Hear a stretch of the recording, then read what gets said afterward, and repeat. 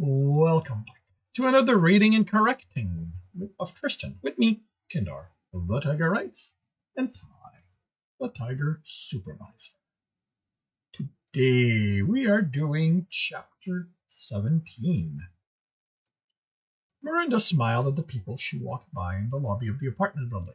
Some smiled back, but most didn't pay attention to her. She was wearing mostly casual clothing, armored pants, a reinforced shirt, and an armored jacket. She only had a small gun at her back under the jacket. She didn't want to alarm anyone. It had taken a few days, but she'd gotten the name for Tristan's lover, Alexander Bartholomew Crimson.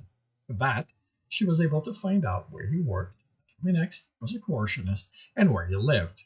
That was in this very building. And a few minutes before she arrived, her contact informed her that Tristan had just left. She almost asked her to track him, but decided against it. Knowing where he went wouldn't help her, and he'd be back for it to his lover at some point. While she was away, while he was away, was the perfect time for her to have her talk with Alexander. Well, she wasn't planning on hurting him. That's why she only brought the small gun.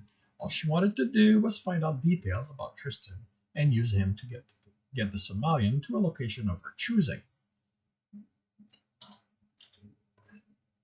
She needed to control the environment where she would confront him if she wanted any chance of winning. Shouts and cries made her turn and reach for her gun. A squad of security guards rushed in, pushing everyone aside. Half of them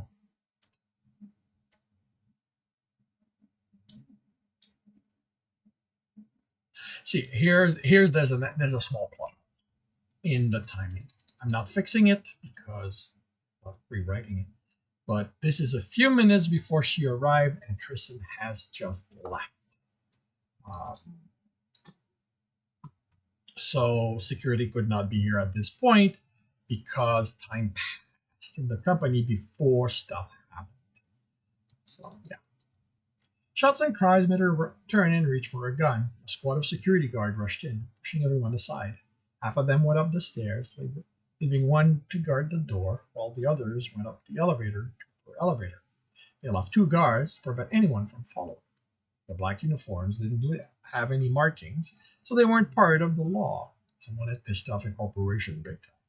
She'd taken a few of those contracts over the years. I pay for almost no work.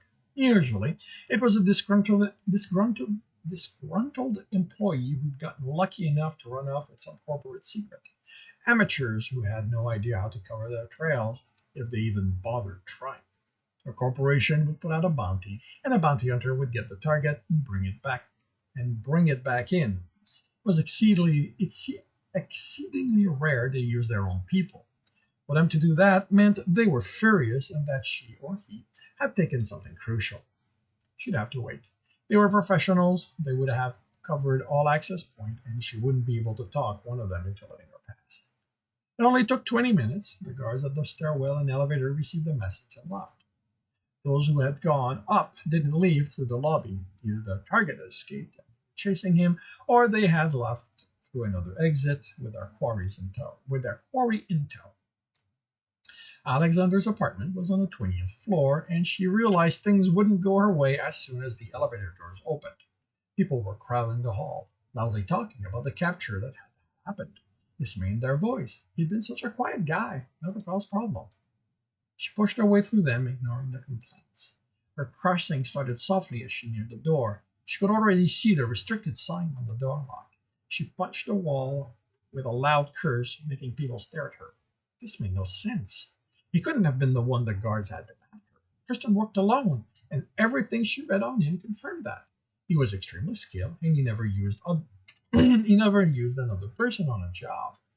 He couldn't have needed it here, except it couldn't be a coincidence the men he'd been staying with had been scooped up by a corporation. Well, there was nothing she could do about it. She lost her leverage against Tristan.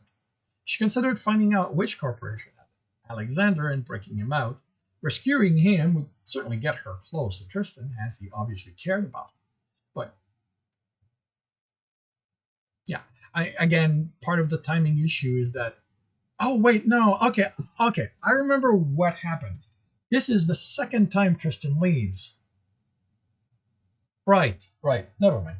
Now,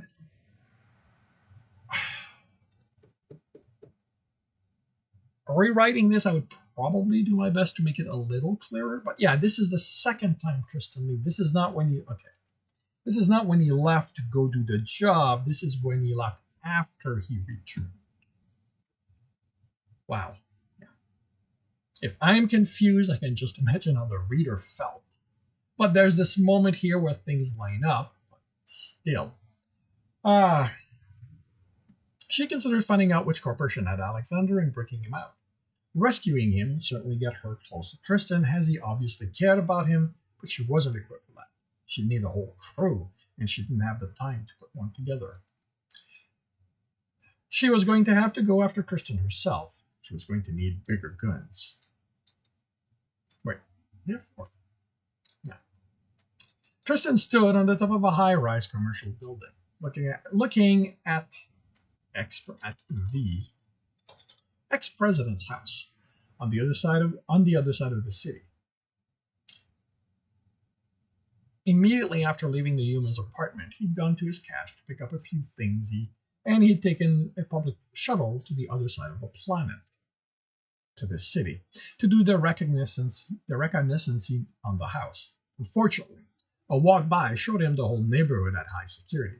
This was why he was looking at it through high-powered viewers from miles away. Yeah, I'm not a fan of naming distance, because then you fall under the identifying it as one or another. But back then, I didn't even realize I was doing that. Streets had multiple cameras, and every house had them.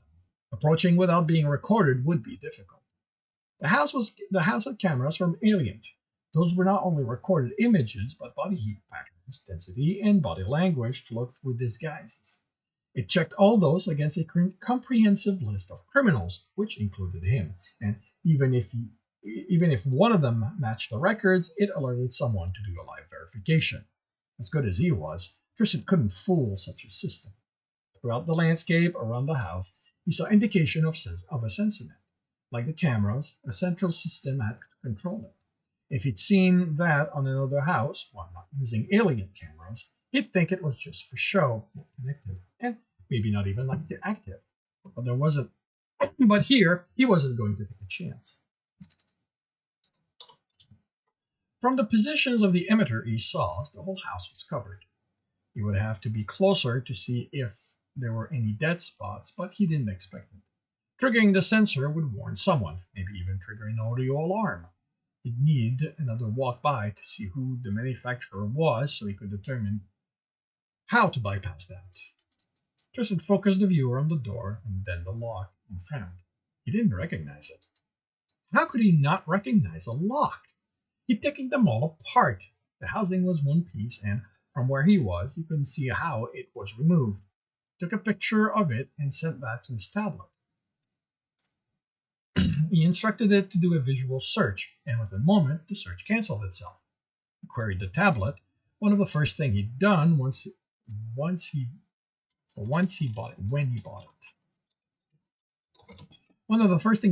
he bought it was to install a program to increase the tablet's intelligence and give it a self-preservation instinct. It informed him that it had detected sniffer program hanging around the search result for the image. That meant he had to use public terminals. Alone on the rooftop, he screamed. This was what came of being out of date on security system. It was going to hurt this man, hurt him very badly. It took him 3 days to find the information he needed, spread over 100 public terminals over 2 cities, requiring more changes of clothing, posture, and height than he could count. If sniffer programs were present, it meant they would track any query and investigate. He could make sure to avoid cameras, but he also had to ensure no one could a consistent description of it. Wow. Could give a consistent description of him, let alone mention his fur. The lock was from titanium. He knew that company. They made the best lock in the universe. This particular one had come on the market 4 years ago, and they guaranteed no one could bypass it. The basic part of the lock was just a numbered keypad, but having the right code wasn't sufficient, as Each key had a sensor that read fingertip details, fingerprint, heat pattern, and capillary distribution. 2 out of 3 had to match those of the authorized user. The casing could only be removed by entering a code on the keypad, which created the same problem. Without taking the time to find out to find one of those locks and take it apart, he couldn't bypass it. For the moment, Titaniel's claim would remain.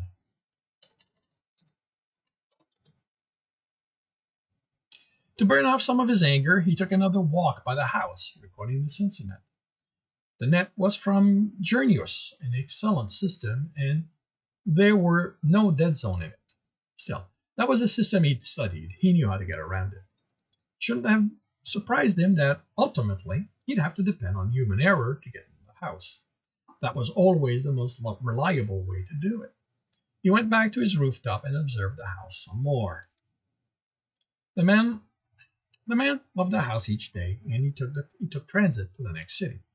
He went to an office building and spent the day there. Tristan followed him once, getting close enough that he could have killed him right there, or captured him and dragged him into a dark room where he could deliver all the pain this man deserved.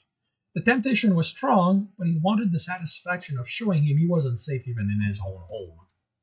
The man always locked up. Always locked up. Always locked. Always locked the house when he was at the office, with one exception. Twice a week, he let in an older female as he left for work. She cleaned the house. Tristan could watch her work through the windows. After watching her for 2 weeks, he knew she routinely opened a window when she started cleaning the upper floor. She only closed it once the entire floor was clean, 2 hours later.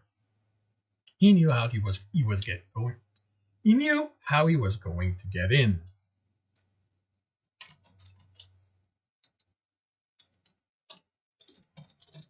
Let's clean that up a little bit.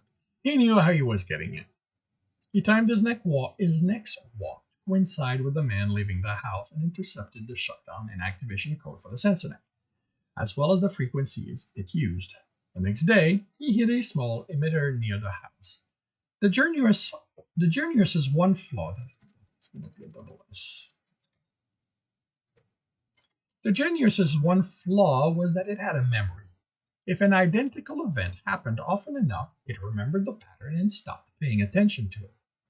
He set the emitter to shut down the sensor net every day for 1 minute at 1:30 in the afternoon. That put it about 30 minutes after she opened the window. The first 3 times it happened, a security officer showed up. On the fourth one, a technician came to verify the system. He didn't find anything wrong. He even scanned the area looking for an external trigger, but the emitter was on a standby by then and didn't register. The technician came again for the 5th and 6th time. On the 7th, no one showed up. By the 10th day, Tristan was confident the sensor had incorporated the shutdown as part of its regular use. Getting around the camera required a little more work. He had to shut down the whole neighborhood so none of them could catch sight of him. So he was dealing with more than one company's equipment. The odds were many of those cameras were of inferior quality, maybe not even connected to a central system. After all, in a place where everyone else had great security, it was easy to count on that to keep you safe. Still, he had to base how to deal with it on his target system. He couldn't go to each security company and disable the cameras they controlled individually from there. Even if he could do that without anyone noticing the sabotage, he simply didn't have that time to get all of them done. He also couldn't infiltrate their system. Elliot checked their integrity multiple times a day.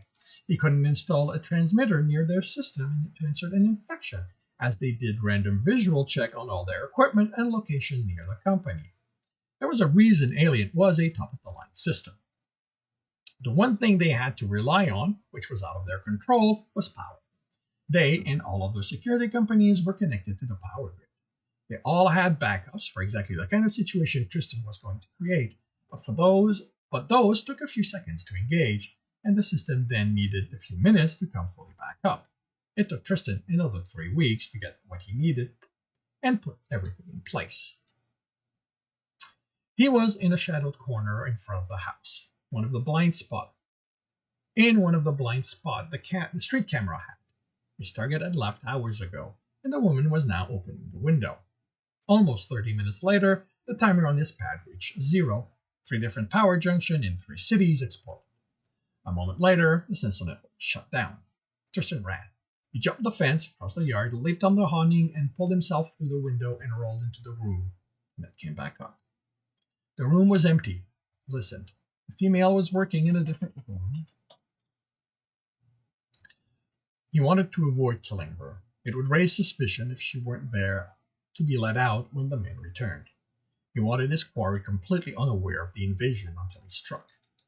All he needed to do was avoid her. All he needed to avoid her was patience. He knew she cleaned the ground floor before starting on the second. He waited until she went into a room on the other side of the house from the stairs and silently went down them.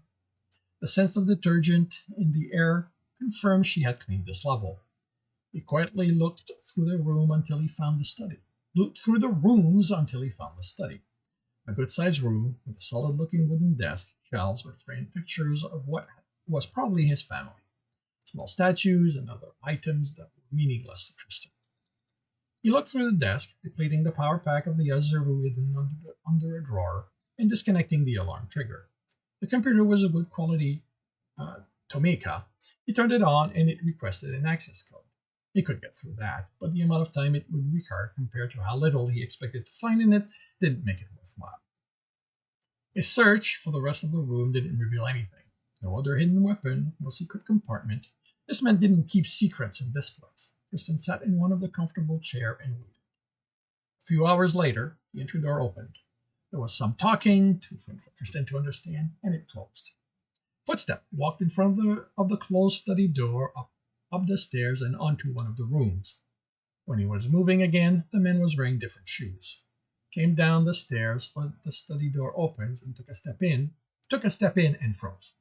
Tristan gave him a vicious smile. Emerald glared at him. "What are you doing here?" He walked to his desk. Tristan kept the smile vicious, but he was surprised at the reaction. He'd expected fear. Instead, he'd gotten surprised and controlled surprise at that.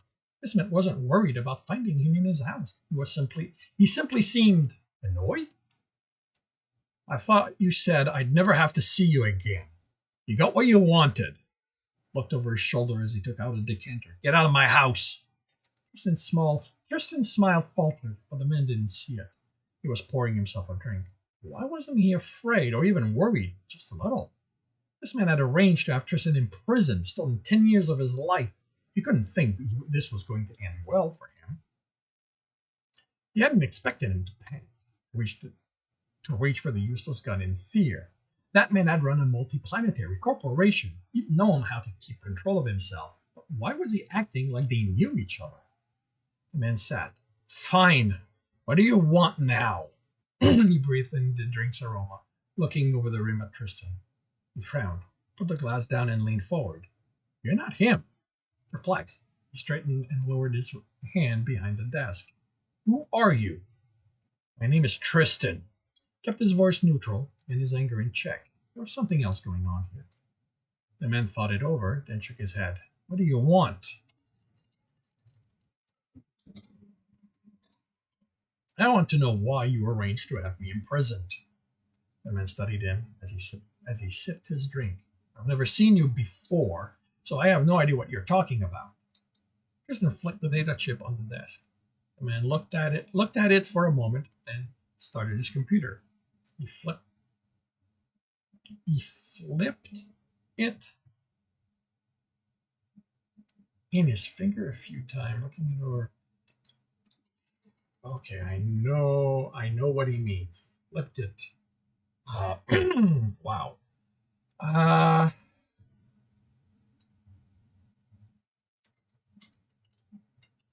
Over his flipped it over his fingers a few times, looking it over. Except now I've got this here.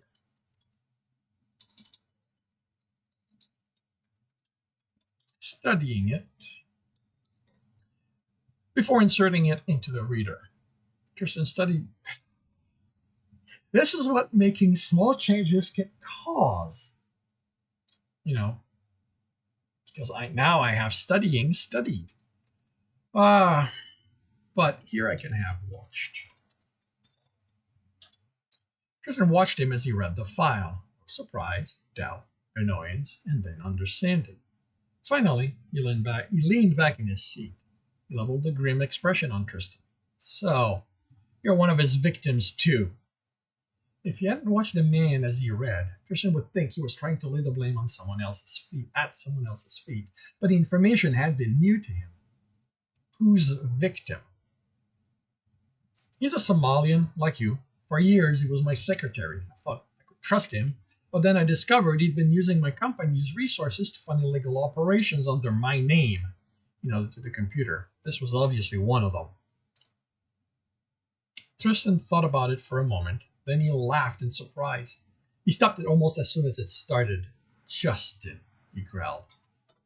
It made sense. Justin always preferred manipulating others into doing his dirty work, setting up layers after layers of insulation between himself and the operation. He also hated Tristan enough to arrange the imprisonment, and he was sufficiently overconfident to think he wouldn't be able to escape. But it had been a genius move to make Emerald the one in charge of it. If Tristan did escape, that's who would receive the reprisal. If he hadn't controlled his anger, and this man hadn't remained as calm as he would be dead, and Tristan wouldn't know there had been someone else behind it. You know him? That seems to surprise Emerald. Tristan nodded. What did he do to you? He wouldn't change anything, but he was curious as to what his brother had done here. He stole my company, Emerald snarled. When I confronted him with what he'd done, he didn't even deny it. He told me, instead, that if I retired gracefully and ceded the company to him, none of my evil act would come to light. I couldn't think of a way to prove I wasn't behind them, so I had no choice. I figured the board would oppose him and throw him out, but that didn't happen. Guessing he had something on them too. Took a long swallow. Tristan studied the man. He wasn't afraid. Didn't see Tristan as his enemy or even someone to worry about. They were just two of Justin's victims. It was dangerous for him to think that way. He should still be afraid, but Tristan had something more important to deal with right now. Where is he? The man shrugged. As far as I know, he's still running my company. Tristan thought about it for a moment. He didn't care about the man, only owing him. Since this was Justin, his vendetta was no longer against Luminex. You want your company back? And I looked at him. Why would you do that? I'm going to take him down. I have no interest in your company, so once I'm done, I can send you the information proving you weren't behind the operations. There's nothing. I looked. I had experts look for it. There is. Justin always documents what he does. It's brought him down before. He's going to destroy it. The moment he realizes what you're after, it's going to be gone. Justin chuckled. Oh, you won't know I'm after that because I'm not. I don't particularly care about what he did to you, but I'm going to be in his office, at his computer. I'm going to have to dig through it for my own purpose, so finding that for you won't be much more work. The human finished his ring thoughtfully. What is it going to cost me? Tristan smiled. He liked people who knew how this worked. Every credit he stole while running the company. He was silent. Tristan didn't pressure him for an answer. Like he said, he didn't care. If the human refused, he was still going after his brother, and Luminex would end up in the hands of whoever was cunning enough to get it. Finally, the human nodded. Tristan stood. I'll be in contact with you soon. Wait, Emerald said before Tristan could reach the door. He joined him, holding a black access card. Interesting. This is going to help you. What is it? It's a master pass to the building. It's going to unlock every door you encounter. Justin will have deactivated. He doesn't know about it. No one does. I had it made as the building was finished. I always figured it was a good idea to have an escape plan in case of a hostile takeover.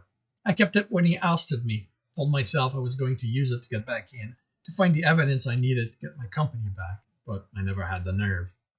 Tristan took it and turned it over in his hand. This would certainly make things easier. I'll deactivate the security system, Emerald said. No, I want it to register my presence here. I want the alarms to sound. I want Justin to know I'm coming for him. And he wanted Miranda to know. A plan was forming, well, that would unresolvable problems. And this concludes chapter 17 of Tristan. If you are enjoying this, please subscribe and hit the bell, like and share. If you want to read the rest of the few chapters that are left, or the other books in the series, they're available on all major e-retail stores. The link is in the note. There's also a link to my Patreon, should you want to support me, so I can keep doing this for a living. And there's a link to my Twitch, should you watch me read this live and fumble through everything as well as write the stories. And with that, I shall wish you a good day.